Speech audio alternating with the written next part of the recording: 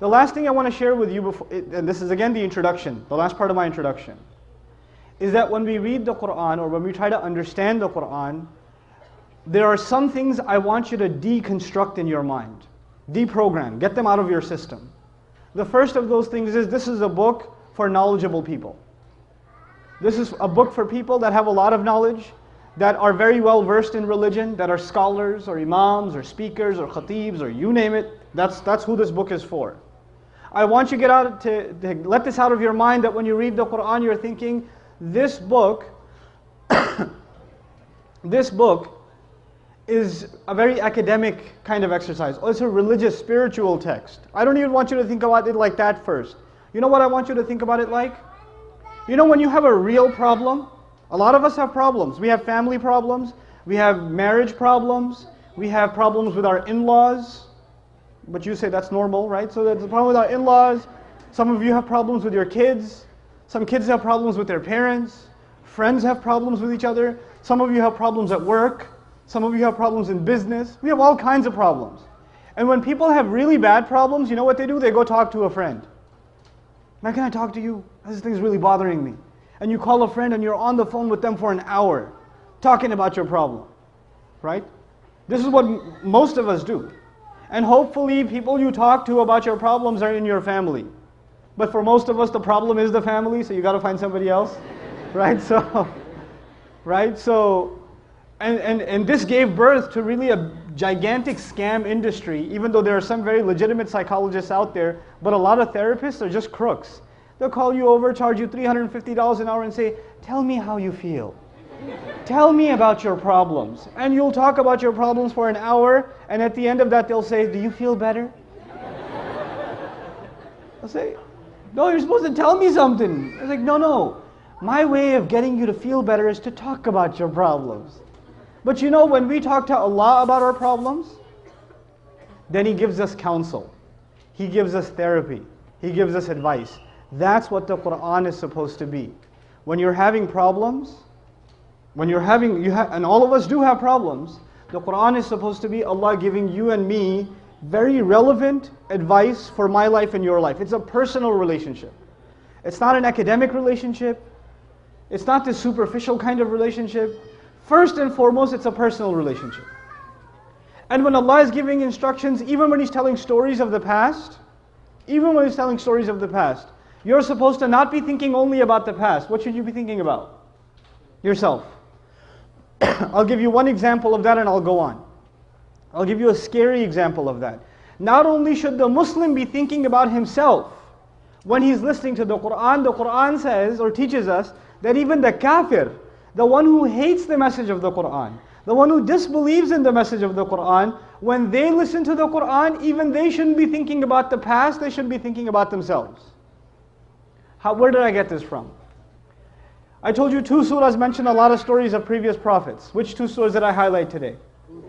Hud and Shu'ara, right? 11 and 26. And Surah Hud once again. Very interesting phenomenon. I was actually sharing this with some brothers this morning. And later this evening at Iftar. Allah decided to destroy the nation of Lut. You know that? Allah decided to destroy the nation of Lut. You know how He decided to destroy them? فَإِذَا جَاءَ أَمْرُنَا جَعَلْنَا عَالِيَهَا سَافِلَهَا. When our decision came, we decided to make their high points their low points. You know what that means? Their buildings were very high. And Allah said some kind of earthquake, tornado, hurricane, whatever He sent, but those buildings started caving in. The roofs, the ceilings started collapsing. And the buildings are falling apart because of these earthquakes that are coming on this nation. You know what happens when earthquakes happen, right? What are you supposed to do in an earthquake? You're supposed to get out of the building. Especially if it's a minor earthquake, stand underneath the doorways, right? Stand underneath the strong construction. But if it's a major earthquake, get out of the building, be outside. Allah says everything that was high was made low. Not a tree is standing, not a roof is standing, everything's destroyed. When everything's destroyed, many people get crushed. But the people who didn't get crushed, where are they now? They're outdoors. There's no roof left. This was phase 1 of the punishment. فَأَمْطَرْنَا عَلَيْهِمْ حِجَارَةً مِّنَ السَّمَاءِ حِجَارَةً مِّن سِجِّيلٍ مَنْضُودٍ. He says, then we started raining on them. Now you have no roof left, you have no tree left, you have no shade left. So when it's raining, do you have anywhere to go? No. What kind of rain was this? A rain made of stones. And then he adds the word mambood, which means, and I think you guys in Houston can appreciate this. You ever heard of this thing called flash floods? Right? The rain comes like a slap, like kush. And then you say, okay, it's done. And then 2 seconds later, another slap, like kush. Like it falls like a bucket fulls in one shot instead of light drizzles. Allah says the stones would come from the sky, one big smack. And you would think it's done. Then another layer, then another layer, then another layer. You know, I was giving the younger guys examples because they play a lot of modern warfare or whatever else. It's like, brrr, brrr. It's like that.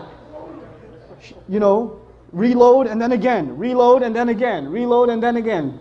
It kept on coming like that. And then the next ayah tells us something even more scary. It says, musawwamatan. Musawwamatan. Every single pebble had been branded, like it had the criminal's name on it. You know how in sniper fire you target very specifically? Every single bullet that Allah sent from the sky was told, this is who you're going to hit, this is where you're going to hit them. Exact targeting. First Allah brought the targets out of the houses. Because if they were still inside the house, you can't hit them. So first Allah shook the houses and got them out of the way. Now they're outdoors, now the firing begins. The firing squad begins. And at the end of all of this, you know what he says? Of course, what nation did I just tell you about? Lut. And you know who the first people listening to this was? The Quraysh are listening to this. And the Quraysh were listening to this. And to them, this is old history. This is not something that happened that they saw. This is old history for them. Allah says in the same ayah, وَمَا هِيَ لِلظَّالِمِينَ بِبَعِيدٍ. Watch out. For anybody who does wrong, this isn't that far away. For anyone who does wrong, this isn't far away. Who should they be thinking about now? Themselves, immediately. The history lesson became alive for them.